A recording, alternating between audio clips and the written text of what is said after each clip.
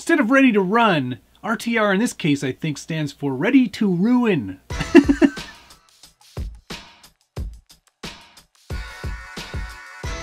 Welcome back to the Skilled Builders Guild. Thanks again for watching. Today we're taking a first look and review, sort of the new-ish, it's the Trailwalker Black Edition. Here it is right here. This, of course, is from Element RC, and it is a subtle refresh of the Trailwalker that came out a couple years ago. There are some major differences. One, of course, being these are now 1.9-inch wheels and tires. So you do get a lot more clearance than you did with the original Trailwalker, which was on 1.55s. And this is the ready-to-weather body. You're probably asking, well, all bodies are ready to weather. Well, Element has gone one step further, and they've painted this body on the inside and the outside from the factory. So now you have the option to buff away some of this black paint to reveal the primer underneath. It's kind of an interesting idea, and I actually quite like this body in black. I think it looks a lot better than it did in the blue color when it originally came out. Now, if I'm not mistaken, this body was loosely based off a truck that could be found in a popular video game that you could play on your phone. It's called PUBG. I'm more of a Call of Duty man myself. But there are lots of nice exterior details to this body, just like there were before. I don't remember it having this rear cage, but this is a nice molded plastic cage that is part of the body. There's not much depth in terms of the bed on the back, but that's okay. This is a ready-to-run truck, so I'm not super surprised by that. It feels as though there's a much wider cutout on all of the fenders now as well to handle those larger wheels and tires. There is an LED light kit included, so you do get headlights. I'll fire those up in a little bit. There are wipers, there are rear view mirrors, which actually fold in for your protection.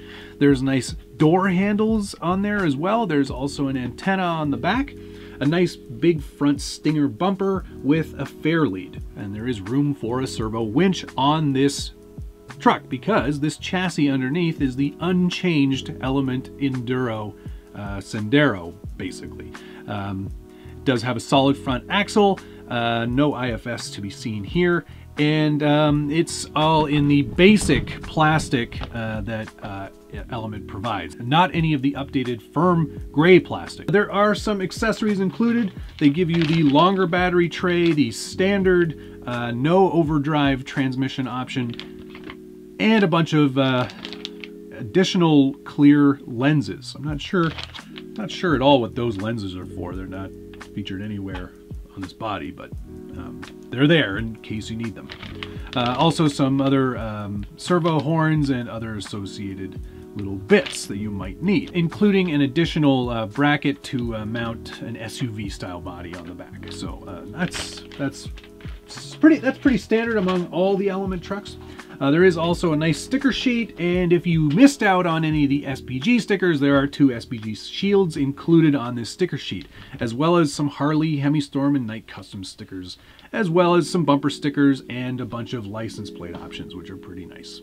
Some pinstriping too, if you want to add that after you've done your weathering. Now let's talk about that weathering, because that's sort of an interesting thing here, and I think that's really what this whole Trailwalker Black Edition is all about, is customizing and making this your own and making it feel a little less factory fresh.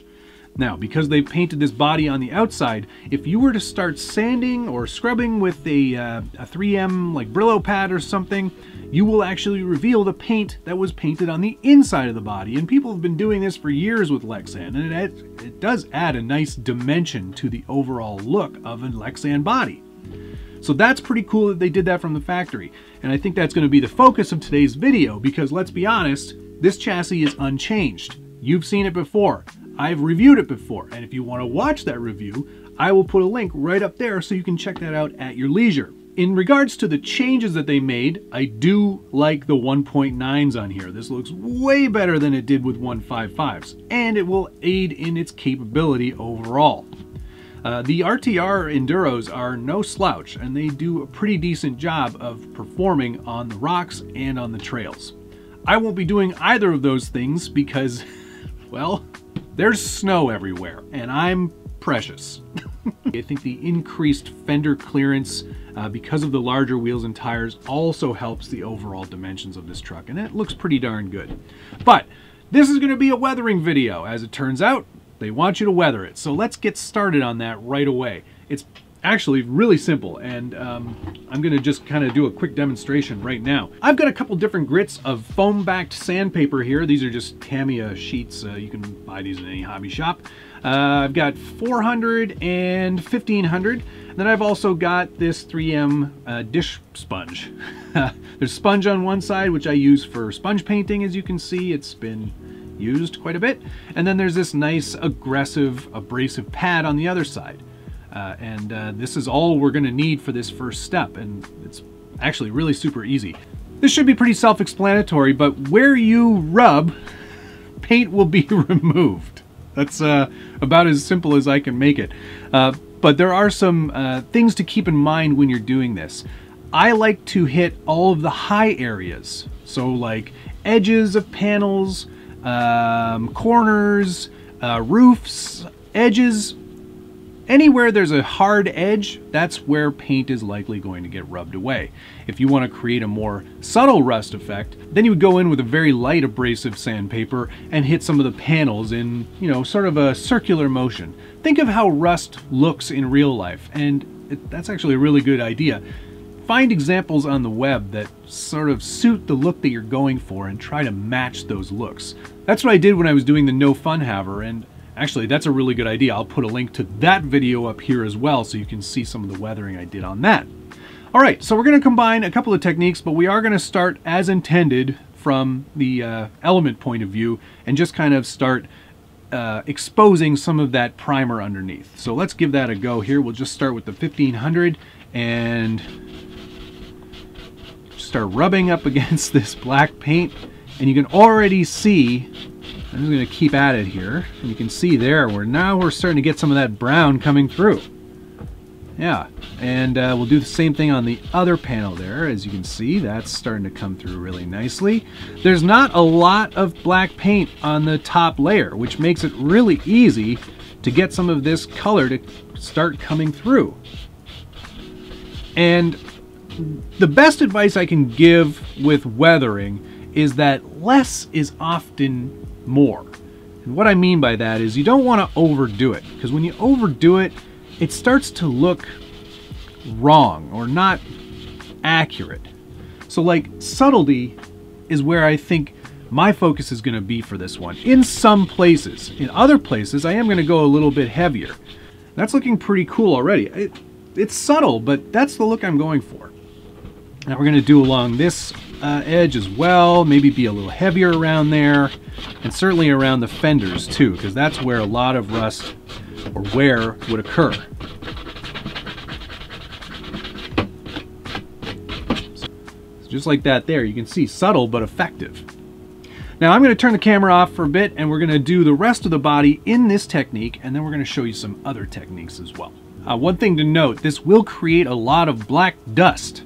I suggest you get yourself a damp paper towel and wipe it off as you go so there's not a lot of mess left behind. There will be a lot more steps, so keep that towel handy.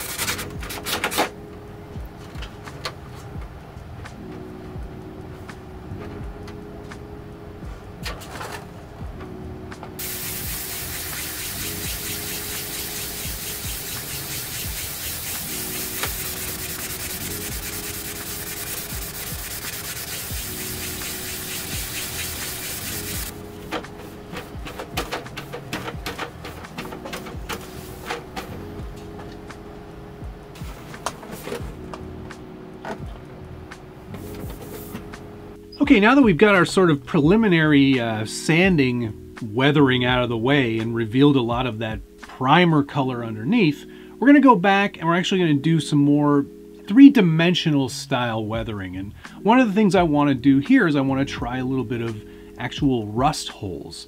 And this can be pretty easily achieved provided you've got a good rotary tool like the one I have, Proxon, very cool. We're gonna do some rusting, but we're gonna add some actual dimension by making some holes in the Lexan body. We're gonna drill them in from the rear, from behind, because what that's gonna do, there's gonna be actual pitting. Like we're gonna create some little bit of dimension and depth and holes that are eating through the actual metal to make it look as if there's rust coming through. So we're gonna take the body off the chassis here, and we're gonna get out the Proxon and start making some holes. Again, I cannot stress this enough. Less is more. Don't make gigantic holes. Think of the scale in which you're working. Make them nice and small and add little tiny bits of dimension and depth and ridges by just subtle movement of the rotary tool. Don't let it get away from you.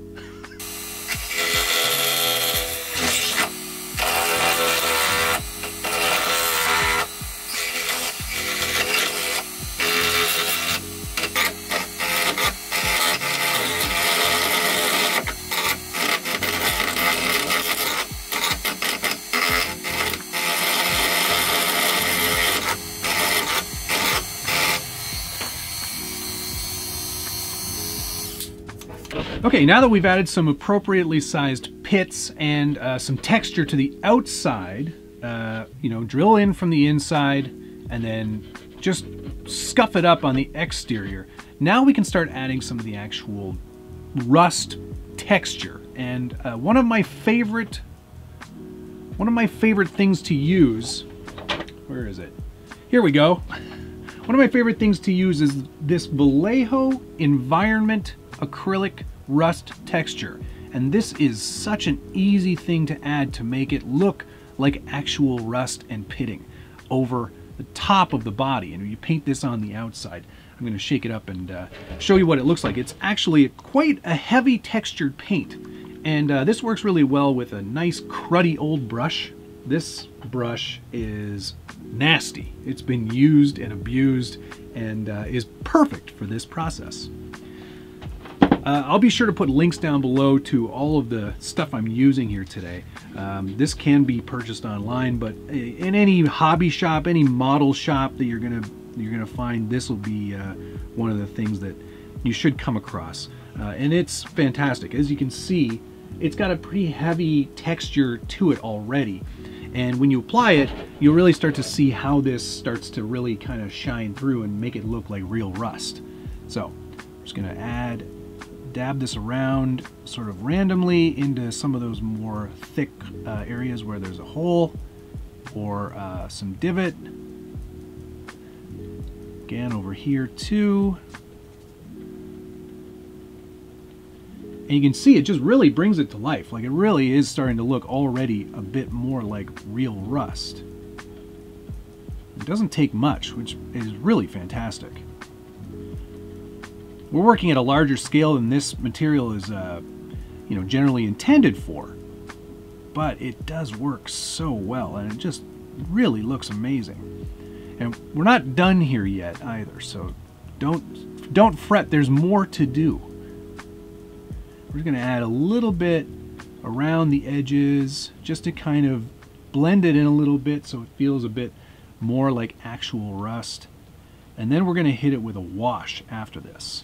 And then, just to make sure we're getting all those areas where we removed some paint from the inside, I'm going to go back on the underside and just kind of give it a bit more of this rust texture paint so none of the clear Lexan is showing through. That's already looking pretty convincing, I have to say. That's pretty great.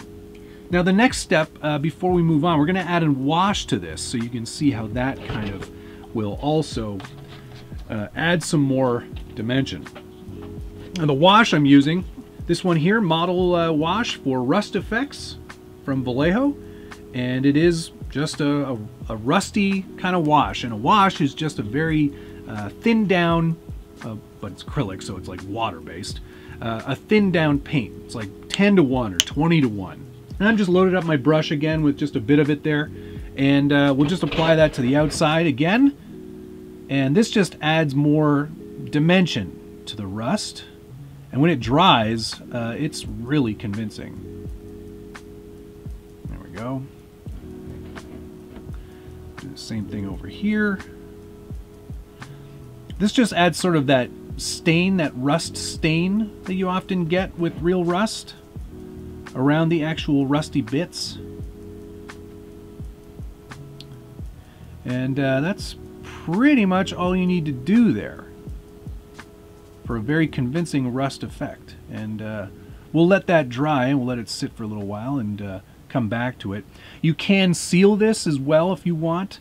I haven't found it really needs it. It does a pretty good job of sealing itself over time. Okay, so let's let that sit for a little bit and we'll come back to it. While I was waiting for the first side to dry, I also did a little bit on the second side as well. You can see that it's still drying a little bit, but one thing about rust is that it always has a really shiny texture to it, even when it's dry.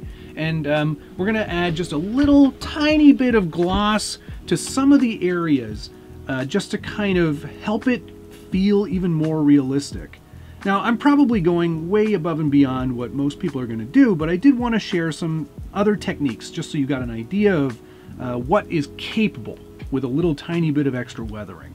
While these are really subtle effects, I think that's the best trick for weathering. It does not need to be extreme.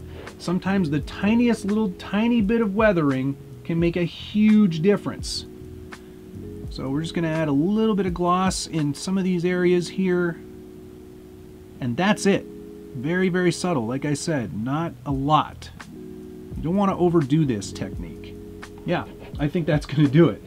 Like I said, very, very subtle. Looks good though. I'm pretty happy with this so far.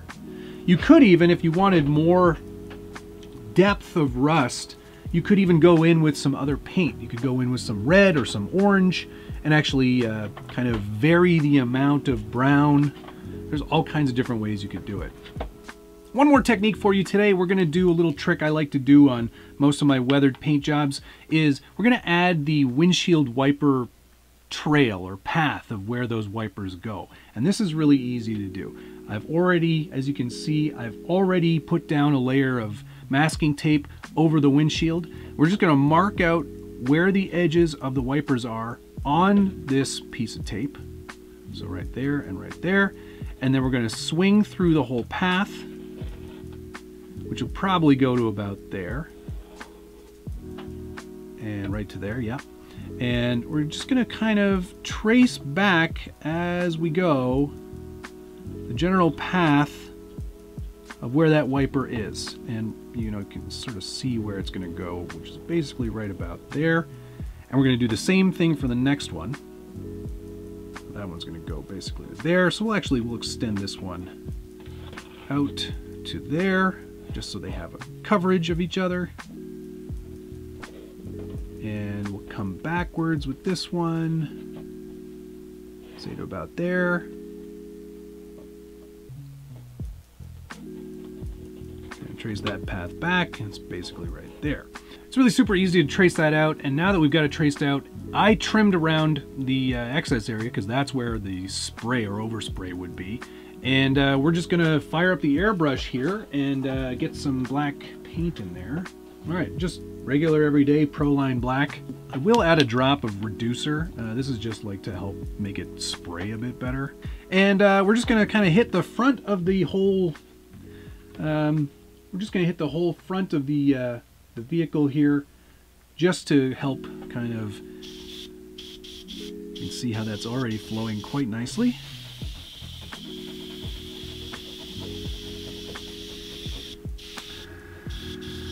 Do all along the leading edge too, just to give it a bit of subtle weathering in places. That's really all you need to do to knock it back a little bit. All we're doing here is basically making it look as if the truck's been dusty and then they went ahead and they cleaned off the windshield with the wipers. That's it. And we'll let that dry for a few seconds, and then we'll peel the tape off and I'll show you what it looks like.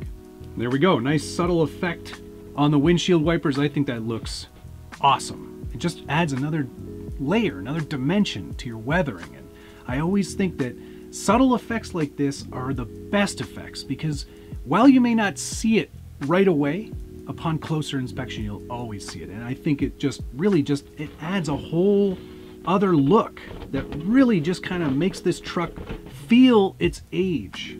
And that's exactly what we're going for. All right, let's put it back on the chassis and wrap this one up.